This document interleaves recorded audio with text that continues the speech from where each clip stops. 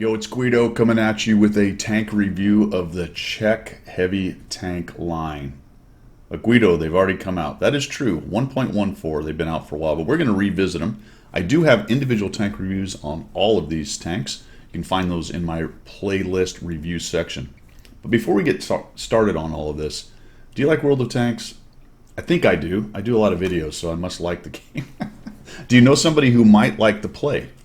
Friend, colleague, family member, random person on the street, I don't know. Send them the link. Send them the link down there in the description, and they too can play World of Tanks. And then they can grab a Czech heavy tank and do a little two-shot auto-loading goodness. A little two-shot auto-loading goodness. You know what? This is a weird line, my friends. It is a weird line. And something I sort of realized as we went along in this, and I didn't really catch that at the beginning, but wargaming kind of intends, especially for the tech tree version of the tier 8 and 9, to have two viable guns on each one of those. A single shot cyclical and a double shot auto loader. You can see down in my garage I have 6 tanks selected because there are a total of 6 Czech heavy tanks. There are 2 premium tanks, and then there's a tier 7, 8, 9, and 10. The premiums are at tier 7 and 8 as well. So you have the Skoda T45, which is actually a reward tank, premium version reward tank, that you can get from ranked battles for bonds. The Skoda T56 is a tier 8 premium tank that you are able to buy in the store on occasion. And then, of course, we have the tier 7 VZ44-1 tech tree, the TNH 105/1000 tier 8, the tier 9 TNH TVZ51 alphabet soup tank, and then we just streamline that baby down to a VZ55 at tier 10. We're going to go ahead and break these down real quick. We're going to combine the VZ, or compare the VZ44-1 against the Skoda T45, the 105 against the Skoda T56, and we will find some appropriate comparisons for the VZ51 and the VZ55. We'll take a look at how I've done with the tanks and what I think about them now that they've been out for a while. As I said, they came out in 1.14, the patch. They've been out for a while, so how are they faring? How are they faring out in the wild? Let's find out. Let's begin with the tier 7s. At tier 7, you're not getting the autoloader. Bit of a transition right there. The Czech heavy tank really quickly coming in from the tech tree. You're going to split off of the Skoda 225 and go into the heavies or down to the mediums if you want to go that way. So you're switching from a medium to a heavy tank. You can see that they're very similar looking tanks. The T45 is a reward tank, but also a premium that you get out of ranked, and the VZ44-1 is a tech tree tank. You'll notice I'm at 68% win rate in the Skoda T45 and only at 48 with the VZ. We'll discuss a little bit about that as we go, but let's jump into the comparison tool. We're going to compare these two against each other and see how they're coming out so far, and it surprised me a little bit, to be honest. But real quickly, 320 alpha on the VZ44-1. It's carrying a big alpha at tier 7, not bad at all. 220 is a little bit anemic for heavy tank at tier 7. But if we look at the rate of fire, that's where we come down, and we see that actually the Skoda T45 has a higher DPM. Zoom that up so you can see it. 1,788. It has a more accurate gun, same aiming time, similar depression at -7 and -8 for the tech tree. So what are we getting out of this? Well, we're getting a faster firing gun with a little bit more DPM as opposed to a higher alpha gun, slower firing with slightly less DPM. The penetrations are comparable. We'll take a look at that in just a minute as well. Armor is actually comparable. Even though the VZ44-1 shows 200 and the T45 shows 160 because of the angling on the turret, the Skoda T45's armor profile is actually slightly better, I would say, because the VZ has much more flat plate area on the front, and it's not quite as angled as the Skoda T45. So even though the thicknesses are quite different, you get about the same bounciness off the turret, and it's pretty decent. The whole armor is okay at 110. You're going to get some decent bounces off that as well, especially at tier and lower. Tier 8's not so much right there. Mobility also is a big deal because they're both sitting at 30 and 14 reverse. So very similar and very similar specific power right there. You're not going to notice much of a difference between the two. There is probably an argument with these tanks for chucking a turbo on it to get a little bit more performance out of the old engine there. Concealment is pretty standard. Heavy tanks concealment and standard view range. So really the difference in these two things is the gun. Either the high alpha slower firing one or the lower alpha faster firing one. I found personally the faster firing low alpha to be more useful. You can really surprise people because you're shooting at medium tank speeds, although you aren't doing that really sweet 320 alpha, and you will find yourself getting less than 200 hits because of RNG. That's a little bit painful right there. So here's where things get a little bit interesting, and I am here on tomato.gg. A couple other sites don't have the information on the Skoda or the VZ up yet, so this is early information as it's just come out. But interesting, the Skoda T45 is sitting at the top in win rate and win 8. Now a lot of that has to do with what I mentioned earlier, that it's a ranked reward and generally it's good players who own this thing. So there's a little bit of that, but I find that tank just to be overall better. However, howsomever, check out where the VZ44-1 sits. Wow, so far above quite a few, and the King Tiger and the IS-2S are pretty good. The 4503 are pretty good. This is a tech tree tank that's really just squeezing its way up near the top in either win 8 or win rate right there. And that's pretty good. That is indicating that so far, after release, this VZ44-1, despite the fact that Guido is of middling capability right now, is doing well. And I will say, we'll talk about it in just a minute on my setup, that I've thrown some things at it to kind of calm down the derpiness of the gun, and I'm really starting to kind of like this tank. It's starting to shine for me at tier 7. So let's take a look. So we'll start with my setup right here real quickly on the VZ44-1. I'm running vents, I'm running a rammer, I'm running a improved aiming. I have firefighting directive because I do not have firefighting on my crew. My crew is okay with a skill and almost a second one. A couple guys have more. Carrying 28, 20 on the special ammo, 206 pen on the armor piercing, 242 is, I wish it was a little higher, but both tanks have more or less the same. We'll take a look at the other one in just a second. That's the amount of ammo I'm carrying. Large kits and food. All right, so I mention all that because, and I have brothers in arms, because I wanted to try to tame the dispersion, which was terrible, as you remember, over 0.4. I got it down to 0.37.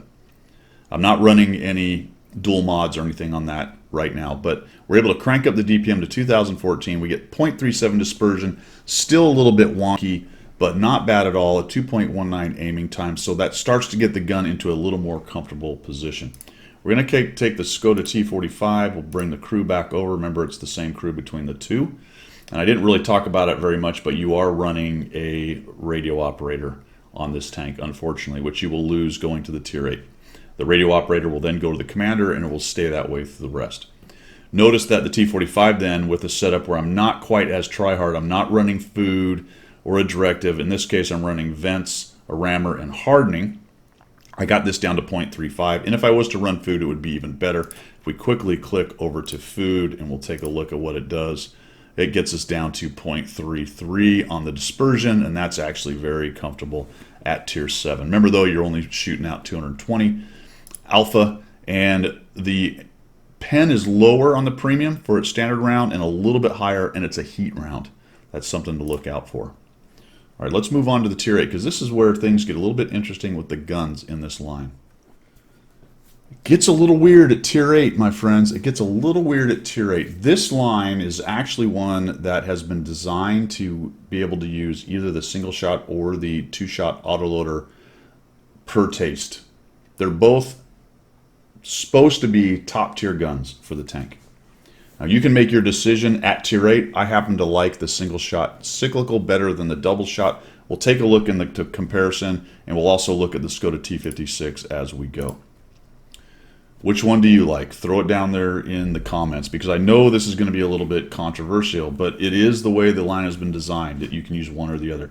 I have the single shot TNH first, the Skoda T56, and the double shot autoloader TNH 105 1000 at the third spot. 320 alpha to 460. I think the Skoda T56 is slightly overpowered in alpha, but that's a video for another time. 224 penetration for the Tech Tree and 208, which is a bit lower, obviously. That 224 is pretty nice.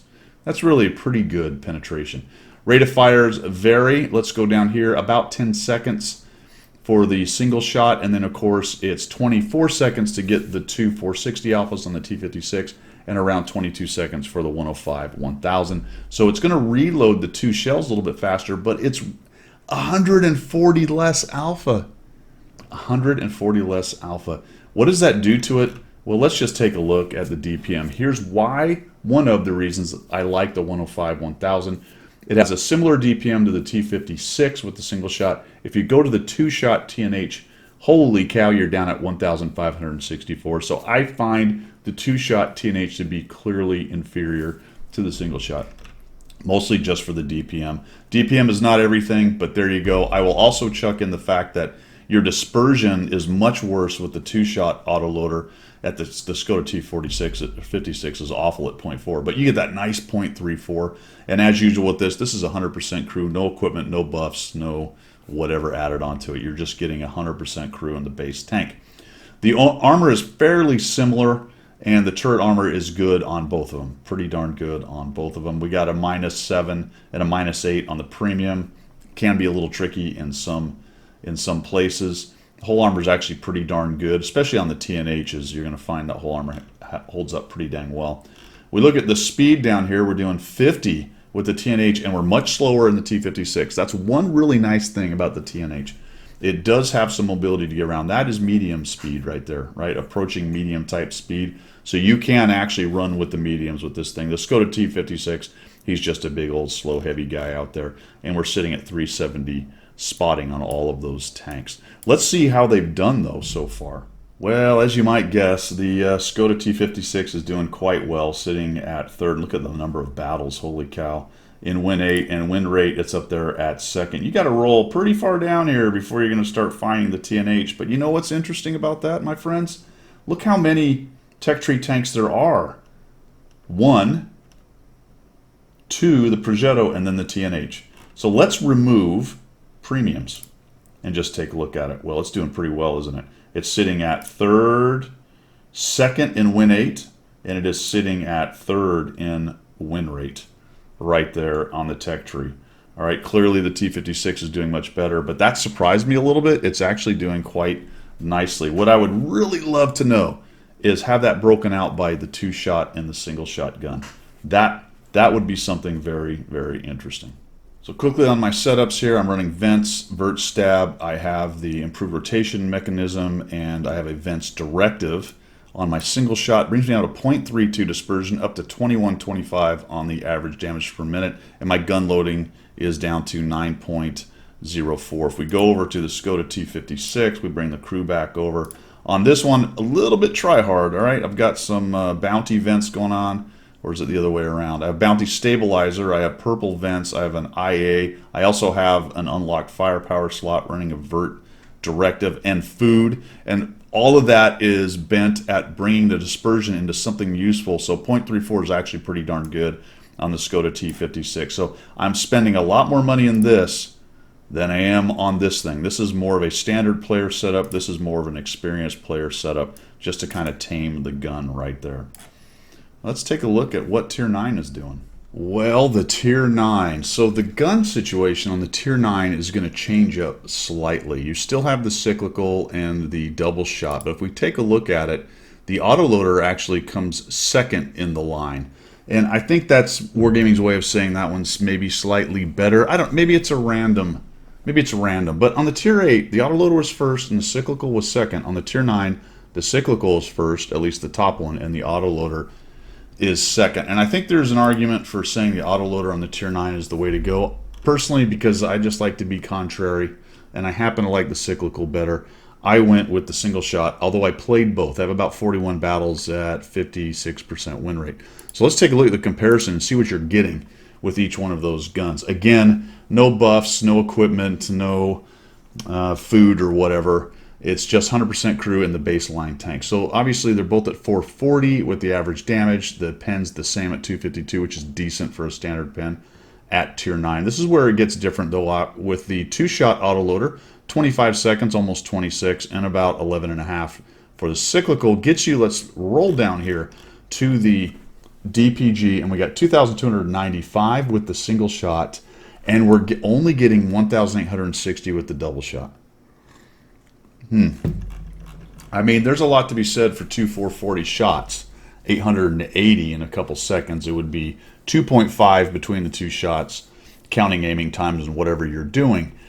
However, you're getting 2,295 out of the regular single shot. That's a hard sell for me. 1860 is pretty anemic. I mean, the Tier 8 Premium has 460 alpha, my friends, and it's a tier lower. It's really to taste. You can make 880 pretty darn effective, and 25 seconds is not too bad on a reload. It will be less after you put equipment, food, and whatnot on it. I just happen to like the cyclical a lot better. Again, I have my feet in both camps here. I do understand why the double shot would be preferred by some people. Also remember that the single shot is giving you a more accurate gun, and you even lose a little aiming time with the two shot. You're at 0.38 with the two shot, 0.35 with the single shot. That's not as stark a difference, I think, as the Tier 8. So it's starting to narrow in a little bit and make both guns more or less equal. I just prefer the single shot. 300 on the turret is really nice. Quite a strong turret. I do enjoy this tank. It's very comfortable, actually. 50 top speed, that's cooking along real nice. 15 backwards is okay, no problem. I didn't mention it, but it's -7 on the depression up here, so there is some terrain you're going to have to be messing around with. It's going to be a little fiddly. Actually, you will notice that the hit points are off. That's because this tank has a little bit of the field mods going on, so that's why the difference right there. And that's pretty much it. We go down to 380 on the view range. 380 on the view range. Let's see how it's been doing. Also, how has it been doing now that it's been out for a little while? It's doing pretty darn well. Win 8, number 3. Look at that. Win rate, number 4. Not bad. Concept 1B is leading the pack in all cases, but surprised me a little bit the A Phase 1's down as far as it is. Over time, these may even out a bit. Early adopters tend to be some relatively better players than the general populace, but still another tank in this line that's up near the top, doing really well so far since it has come out. Not bad at all. Well, how do I have it set up? I'm running vents. I have a vert stab. I also have the improved rotation on there. We're running large kits. I'm not running food. I don't think I ran food on this thing. It gives me a 0.33 dispersion with a 2400 and some change on the DPM. 2.28 aiming time, and my gun loading's down to 10.96 with this setup right here. So you could certainly run food and do some of the other try-hard stuff, put better equipment on there and get a little bit better numbers squoze out of that. But for a more standard setup, like most of you guys will see out there, not bad at all at Tier 9. So I'm running, like I said, about a 56% win rate, over 1,000 experience per game, 4 skill crew right there. So just a very comfortable Tier 9. I think that's a little bit why I don't like the double barrel on this thing, because it is a little tricky on occasion. The clip management on the 2 barrels, and I didn't talk about this with the Tier 8 too much, clip management with just a 2-shot autoloader is a bit tricky, because if you get into a situation, you take that 1 shot, but you can't get the other one, all of a sudden you're thinking, all right, do I wait around for 1 more shot? Am I going to get it within, say, 10 seconds, right? And if I'm not, am I going to sit around for 25 seconds and wait for my 2-barrel to come back, or not 2-barrel, but both shots going down the single barrel? It's a little tricky in that manner. It's not like you take 1 on a 3-shot autoloader and you sit back and go, all right, I know I have 2, I'm good, I'll just hang out for a little bit. Every time you shoot this thing, if you're not immediately getting that second shot, you're already thinking, crap, do I need to hit C and reload this thing completely? It's a little bit tricky, which is why I think I liked the comfort of the single shot and the extra DPM overall. Let's look at the Tier 10. Well, all right, the top of the tree, the one you're going for if you go up the Czech line, the VZ55, which is a pretty darn good all-round heavy tank.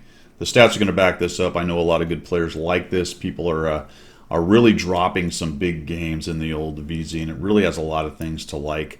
about it. It looks like, pretty much looks like the rest of the tanks in the line, but let's jump over to the comparison. I'm going to actually compare it because it doesn't have a single shot, right? You're only going to get the 2-shot autoloader out of the Tier 10.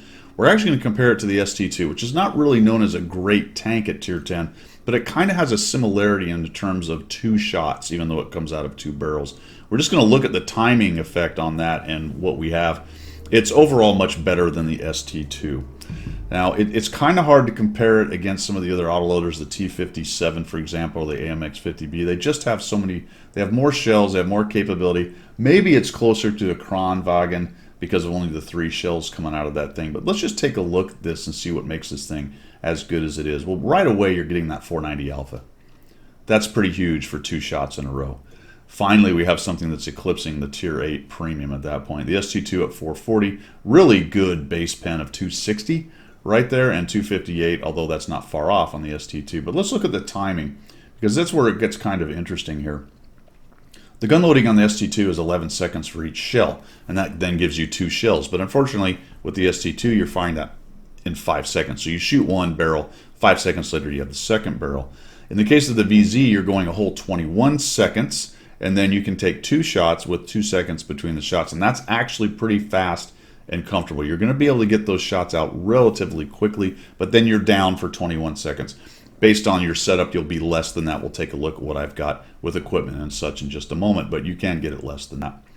-8 on the depression is nice on both of those, and that gets us to a 2,500 DPM on the VZ and 2,353 on the ST2, and then we do the old 2 times 490, which is nearly your grand, right? 980, if my math is correct. Alpha damage. That's 1,000 basically alpha damage. That is going to close people out, and that's where this thing's strength lies. It is the closer. If you can whittle down somebody, get them within about 1,000 hit points, they are now within alpha strike region or realm. They are basically closable, outable. You can take them out, all right? That's what I'm saying, and that's where this thing is strong. You get it to mid to late game. Any autoloader, really, but especially this thing, because it can close dudes out at 1,000 hit points, and then not too long later, 19, 18 seconds, depending on how your setup is, you should be able to get right back into the fight. And if you think about some of the heavies at that tier, at Tier 10, are not too far off of 18, 19 seconds with a single shot, 13, 14, 15 seconds. You're in the realm, right? You're in the realm of being able to continually be in the fight. 0.36 on the dispersion is better than the ST2, although it's known for kind of a derpy gun. That's interesting, though, because it's a derpy gun with only 440 alpha, right? And this thing is rolling with 490. The turret's nice at 300. You got to love that. The hull is good, is well angled. A little bit better, really, than the ST2 there. So the armor profile is nice, especially with the turret. And here's what you got to like about, another thing you got to like about the VZ, man. 50 kilometers an hour. It is going to get you around the battle space, and that's what good players like, right? They need punch, they need pen, and they need mobility. And if they can add a good turret for hold down loveliness along with a -8 depression, that's going to work on most of the maps in World of Tanks. 390 on the view range is not bad. So let's see how people have been doing on it, because here's the tail of the tape right here, my friends. Yeah. It's doing well. I mean, the usual suspects are above it, right? The Chieftain, the 7201, the 260, and the 279 early. Not a surprise they're all stacked on top, but guess who's number 1 after them? If we just go get rid of premium, or we just go regular, Mr. number 1 on win 8, Mr. number 1 on win rate. When you get to Tier 10, in this line, and provided you can work with an autoloader decently well, you have yourself a really good tank, and the numbers are really supporting that. People are going off in this thing. They are going off. The flexibility of a relatively fast autoloader that gives you nearly 1,000 alpha within about 2 or 3 seconds, give or take, aiming and such. That is a powerful, powerful thing in World of Tanks. So it is definitely doing well. Let's take a look at my... All right, here's how I've got it set up. I've got a 4-skill crew. I'm running vents. I'm running a vert stab. I'm running an IA to try to tame the gun. I don't have food, so it's not really a try-hard situation, but you can chuck food and directives on there and bring that down a bit. But my dispersion's at a more comfortable 0.33 with a 2600 average DPM right there. So I would recommend at tier 10, my friends, go ahead and make sure you're running the really good equipment if you have it. Make sure you're running food and things. You'll want to be competitive. I just don't happen to have that stuff on there right now. I only have about 7 battles in it, but I like this tank. I will get to it on my 100 battle challenge eventually, but it's a tank that I basically unlocked. Did the reviews on all the others, and I haven't got around to it. But that's a good basic setup right there. There's an argument for hardening as well. You could put a improved rotation mechanism on it as well if you wanted to. Maybe even a turbo if you're really one of the fast guys. You want to get around even faster than 55. These things will show up in places you do not like if you're on the enemy team and there's one of them, because they've got the speed to do so. That's basically what we've done with mine right here. And let's wrap this up, man. What do I think overall? The Czech line, I think you get the general idea, but let's check it out. What's my general opinion? They're all really good. They're all really good. I wasn't so jazzed about the VZ44-1 initially, but it's really starting to grow on me. I'm really liking this tank. It's doing well stats-wise. I think the Skoda T45 is a lot of fun. I like the little faster firing gun. It can surprise people. It's very similar otherwise to the VZ. The TNH-105, if I was to pick one of these that lacked any kind of pizzazz, even though they're all pretty good, I would kind of call it this one. This one it lacks a little pizzazz, but the fact is it's doing really well. It's doing really well. I mean, you can't argue with the Skoda T56, my friends. Everybody knows it. If I told you it was bad, nearly everybody would come on to the comments and tell me I'm a complete liar, because it just really is good. The Tier 9, I think, of all of them, is the most comfortable tank to play. I like the single shot. You may like the double shot. I think they're both valid. Going back to the Tier 8, I really believe the single shot's better than the double shot at the Tier 8. At Tier 9, I think we can all make good arguments for either one right there. Let me know what you think down below on that. And if when we go through these lines and we get a new line, this was kind of a half line. Everybody wants to know, hey, is the Tier 10 worth it? Yeah. What else is there to say? It is performing extremely well. It is certainly worth it, especially for pubs. You guys will have to let me know down there whether people are picking it up for, and I don't think they are, because I think the Super Conqueror / Chieftain meta is still alive, but holy cow, as a pub stomper, it's hard to find a better tank than the VZ55. It is certainly up there near the top, if not at the top, in terms of tech tree tanks. So there you have it. That's my opinion as it stands after the 1.14 release of Czech heavies. It's nice sometimes to go back and take a look and see where they sit, and these are all doing well. The stats are showing it. It's kind of cool that you have a choice of guns. We don't really have that in a lot of lines. Some tanks have it here and there. Some crazy people put a 107 on their KV2. You know what I'm saying? But in the terms of the Tier 8 and 9 on the Czech tanks, I don't know if it's a new direction. I don't know if it's a one-off, but I do like that the two barrels are valid, right? The two different kinds of guns are valid, and they really go to taste to your play style, and that's pretty cool. That's pretty cool. A little flexibility with either one is nice. That's all I've got. You guys let me know what you think down below in the comments of this video.